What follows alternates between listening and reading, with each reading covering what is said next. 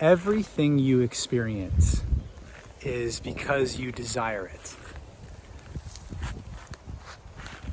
Nothing in existence is not first born out of desire. So when you look around you, everything within your reality is a product of something that has been desired. And because you and I live in a world, we are experiencing collective desires. And there's no separation in being.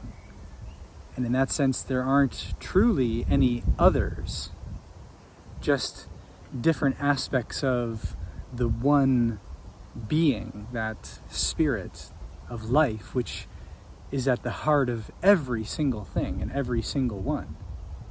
All of which were born out of desire, and all of which have desires.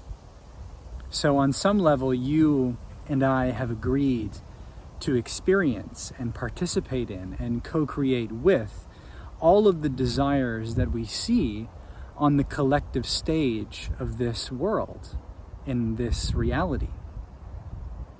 And so, on some level, we must take responsibility for the desires that we experience, the manifestations of those desires that we get to interact with. But they are not apart from you. And so this is quite an interesting notion, because everything in the world that's happening is a product of the desire of your beingness, the heart of your self, the true self, which is consciousness. And that intention of your soul to understand itself from different perspectives, through different experiences. Even if you don't like what you see, even if you're finding it difficult to accept what it is you're experiencing and perceiving, on some level it is what you have desired. And now you get the opportunity to choose how you relate to it, how you interact with it, what meaning you give it. All of which is a reflection of the relationship you have with yourself, the understanding that you have of yourself, and all of which is utilized for greater self-mastery, greater self-realization. Because we can accept what is, or we cannot accept what is, and we can choose to create something new based on what we like or dislike. We can choose to judge, condemn, criticize, hate, or we can choose to love, embrace. We can choose to forgive. So this world of collective desires and your immediate experience of your personal desires is a grand display. It's a stage for you to sort of test yourself, to play with this illusion of the mind, which seeks to get beyond itself. Because that's the nature of desire, is that it's banded into frequencies, you could say. It has different levels of itself. And at the earliest levels of desire, let's call it level 0, desire is all about survival, because it's rooted in separation. The one who believes himself to be separate from life or from others seeks to survive in that realm, in that world. in that environment of competition. And that's a limited game to play, because the best that one can do within that level of the game is simply survive the best by achieving and accumulating and amassing more and more and more. But the symbols of that reality are fleeting and impermanent, so they cannot be fulfilling. They cannot provide any true meaning or lasting happiness. They cannot directly serve the evolution of the soul or of the spirit that is desiring them.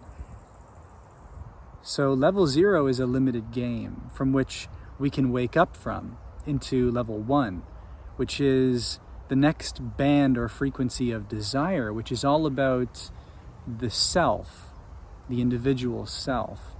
And its main prerogative or objective is self-improvement. It's all about growth, expansion. It's all about learning.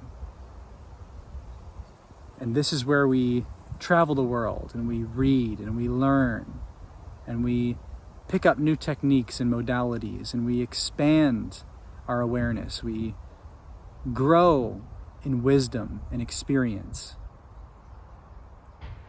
And at some point in this adventure, in this journey of expansion, we seek to share this. We seek to give this. It's no longer enough for us to contain it and keep it for our own experience. We've grown sufficiently to the point where we now wish to give back to the whole, and we wish to be of service. And that's the second level or frequency band of desire, which is a desire to be of service. And now the desire is a more universal desire. You start to understand that it's not only you that benefits, but it's actually the whole, the we, not simply just the I, that can benefit from what's been gained, what's been learned, what's been understood, but actually it's the world that can be improved. Others can be helped. And it becomes a sort of duty and an honor and even a mission to help others in this desire to be of service. And as we fulfill that desire to be of service, and we even sort of exhaust that inclination, we start to get a sense that the others that we're helping are not really outside of ourselves, and that the world that we're improving is not really real. All of this is a reflection of our mind. It's a projection of our own consciousness. And we're never really interacting with anything other than that. So in that wisdom, in that understanding, which comes through time and experience of serving and helping, it starts to dawn that maybe there's a greater truth. Maybe there is a more absolute reality which is being overlooked. And that's where the third band of desire or frequency of desire is kind of unlocked. And that is the desire for spirit, or for your true nature, your true self, which is that one being at the heart of everything and everyone. And that change cannot be conducted or had outside of you. It's a reflection of you.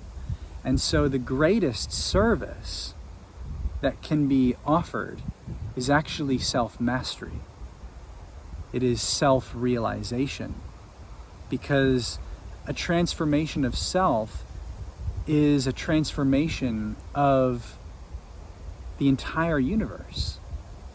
The whole world changes as you change, which is why that famous quote of Gandhi is, "Be the change."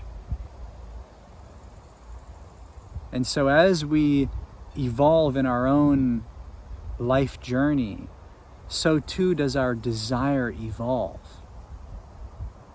And it's not a better or worse. It's not a judgment. There's no right or wrong. It's not that you should strive for a higher level of desire. You are where you are, and your desire is the way to growth. It is through what you desire that you can evolve. So it's the sincerity and the authenticity of what it is that you desire that is what will guide you back to your true self.